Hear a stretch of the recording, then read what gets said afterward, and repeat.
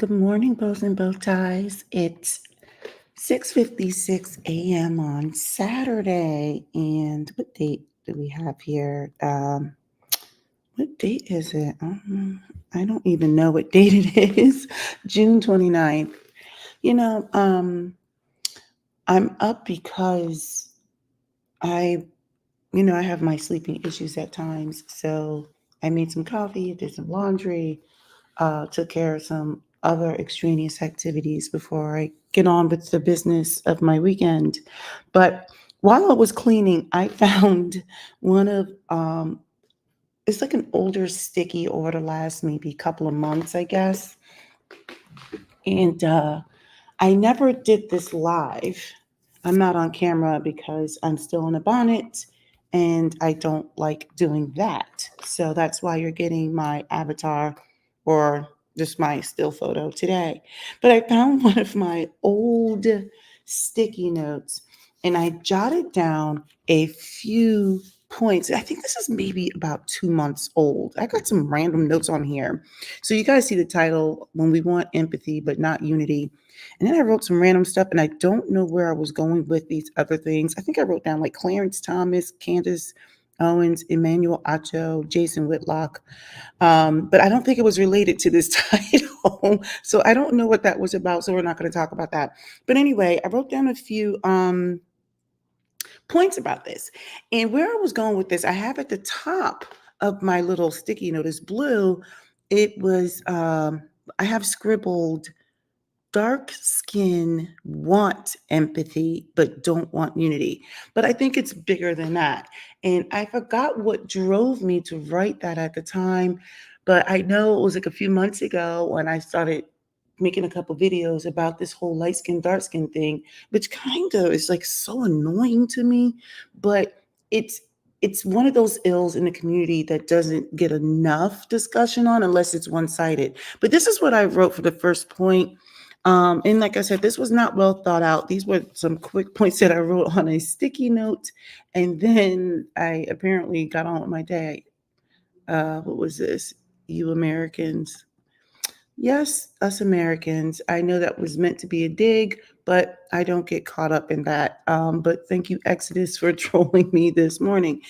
Um, so yeah, and like I said, I'll say this: for those of you who are not American, obviously we have a different experience. So I don't like to speak on the experience of people who look like me, who may live in the Caribbean, where they see a vast number of people who look like them. I don't speak on those who live in like Europe, and I don't speak on those who are living in Africa. And I see Exodus continues to troll me, so that's fine. But anyway, I want to talk about the dark skin, light skin thing for a second.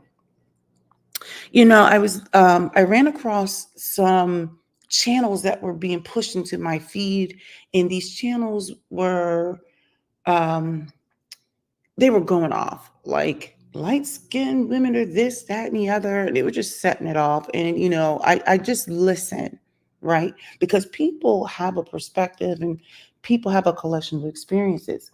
But then also, I was being recommended the antithesis of that, where it was like there were light skinned or light skin promoting. I don't even know how to say this. There were channels that were promoting light skin and biracials, and like it's like all the, I guess the term is now exoticals. So when I did that, I was like, okay, I clicked on some of them to hear their perspective. Some of it was very mild mannered, some of it was very, I don't know. It was almost as if they used their skin as some sort of personality trait, but that's not important to this conversation. What I wrote was, um, nothing should prevent moving in one direction. I think what I meant was we can't have these conversations where we're having these conversations unilaterally, where just one side is being, I think, heard, right? And so some of you may have seen one or two videos that I put out of dealing with my collection of experiences, right? I'm one of those where in the winter, I'm really bright, and in the summer I get that caramel look, so I change. I'm like a chameleon. right? But growing up, I have my own set of experiences or collection of experiences. So when I was thinking about how when I would hear the dark skin perspective, it was definitely I think for me, it was almost as if it was like a rant session. It was a venting session. And I was kind of like, so what is the upside to this? Like where are we going with this? Because you can acknowledge and recognize hurt, but what's next, right? What do you want to do? And what I found, and now this is just based off of what was being recommended in my feed, and I can talk about my collection of experiences. I don't think people really want change at all. I just think people want people to empathize with their plight or their position, but I don't think they really want unification. So I remember years ago, I ran across the one content creator. I believe her name is Chrissy. I hadn't heard from her in a while because there were various content creators. I would subscribe to them, unsubscribe to them, subscribe to them, unsubscribe to them, only because I like to limit how much I hear of certain things. And what happened was I just felt like the content was moving with these undertones, these almost subversive undertones where it was almost as if like it was becoming like this subtle manifesto on how to dislike and distrust women of a certain hue. Well, I felt like, when I was listening to, like, it was Chrissy and the such, I was like, this is getting quite toxic. It's no different than what we hear now when I hear men bash, or black men in particular bash black women. And I would say even vice versa when I listen to black women going so hard on black men. Now, I'm going to warn you, I'm not going to sit here and overqualify everything, saying some men, some women. It has to be understood. We know that not all men and women think like this, say these things, etc. So I'm not going to go out of my way to qualify by saying, well, it's not all men, but it's some men, or not all women, but you understand. And if you don't, well, then maybe you should read some more books or something. But like, we have to set some ground rules here. Where I'm going with it was, I found based off of what I was listening or hearing was that our darker skinned sisters were very hurt and very angry. They say they're not, but they are, because listen to the content. It's not just what you say, it's how you say it. And I can appreciate hearing that. I mean, it's not like I haven't heard those things before. But what I have found was many of them were not interested in anything else, right? It became like this dumping session, like this get back session, this tear down another woman session. And that's when I start to mentally check out. I check out because there's no room. There's no room there. And also, I recognize that sometimes people are just not ready, right? So they want people to sympathize and empathize with them, but they don't want to make any change. They don't want to move in a direction that's healthy and meaningful. That's what I'm hearing. Um, the second thing was, what I found was people were not being held accountable for the vitriol coming out of their mouth. So this is where I am probably going to be quite unpopular. I stopped watching The Real Housewives of Potomac about a year or two ago. Like, I've seen clips of it, right? And part of what was turning me off was um, there was this narrative around Candace and Wendy, around there's this colorism on the show. And I do believe to some extent that there were some undertones, but some of it was simply women just not liking you. And it doesn't have to be for real reasons. Some of it's because personalities don't gel, so women can be catty, and there's some backbiting. But what I didn't see was where women like Wendy and Candace were being held accountable for, you know, their mouths and subversive behaviors.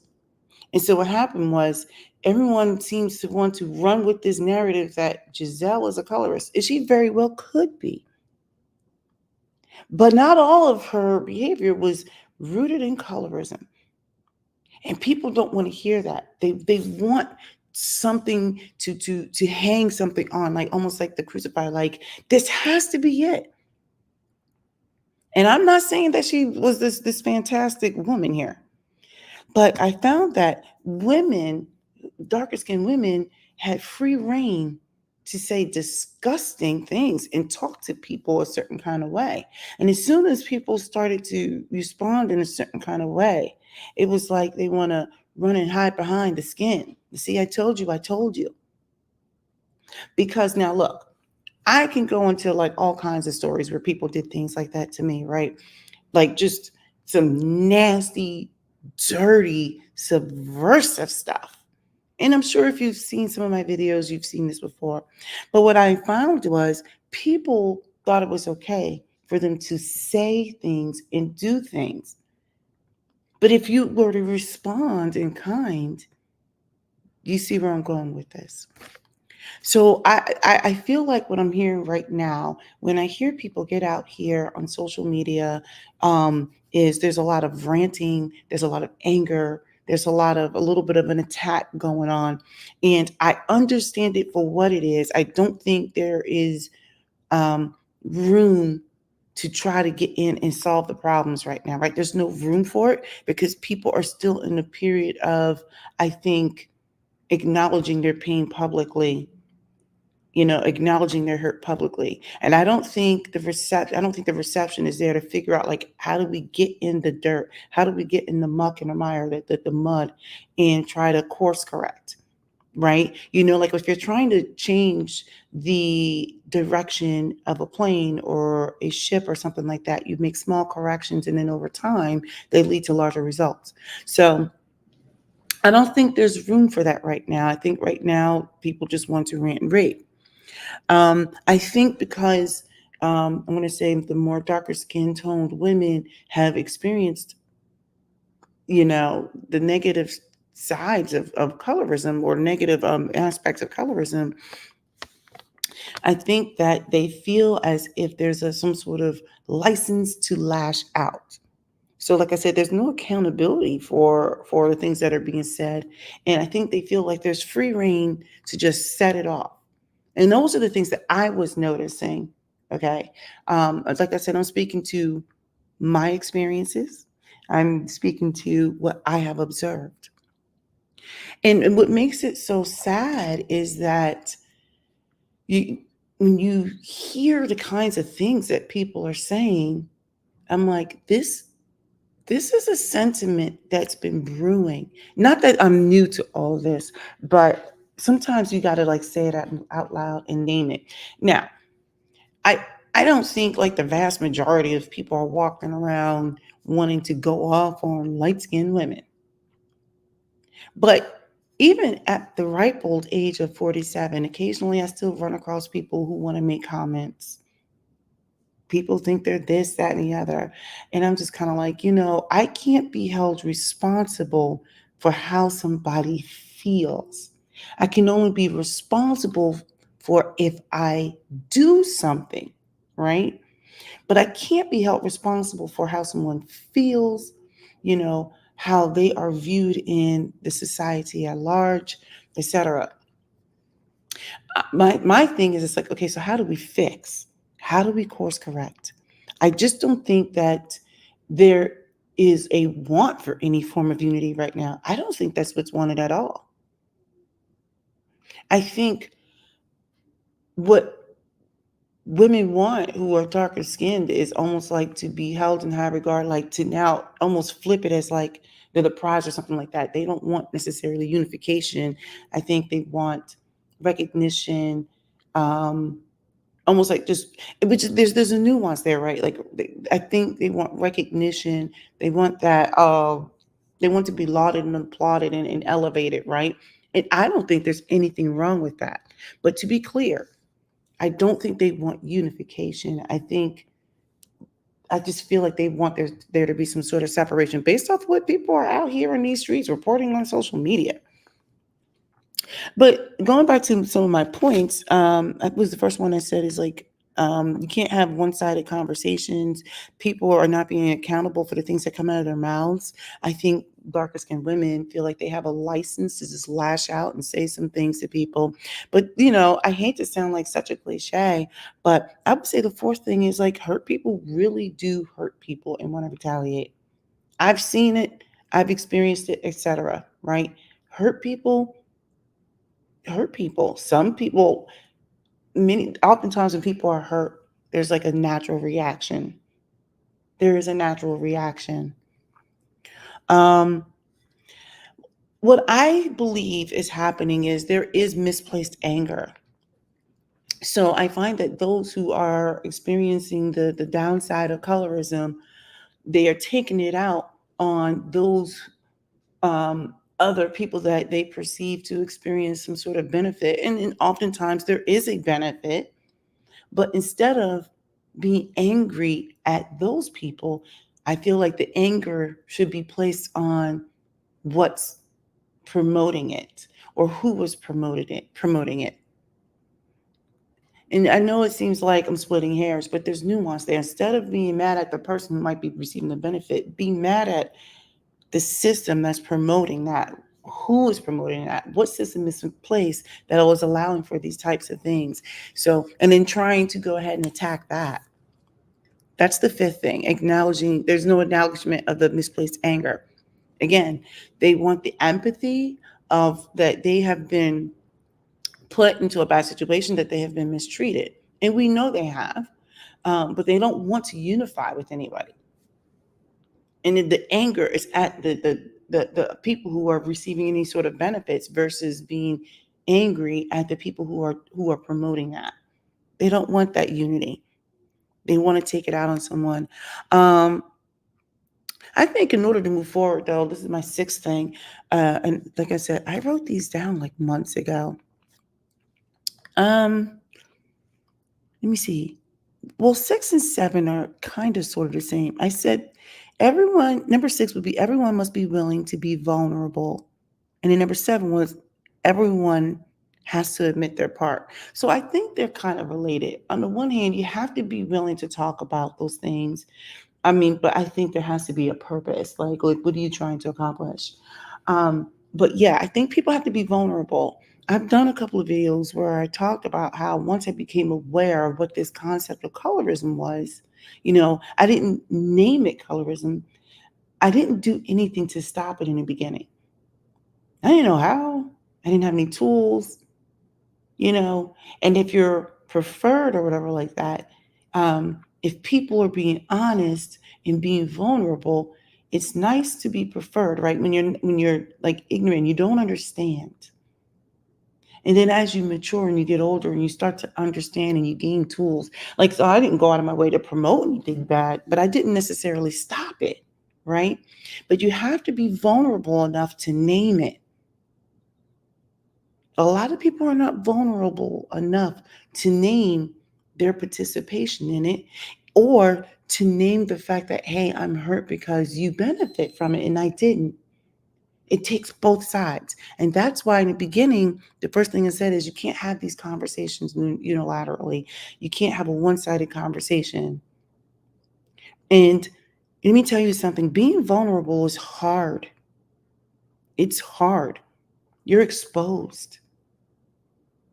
And people who, if I go back to the previous points, who want to lash out, they're going to take that as the opportunity to come get you on both sides.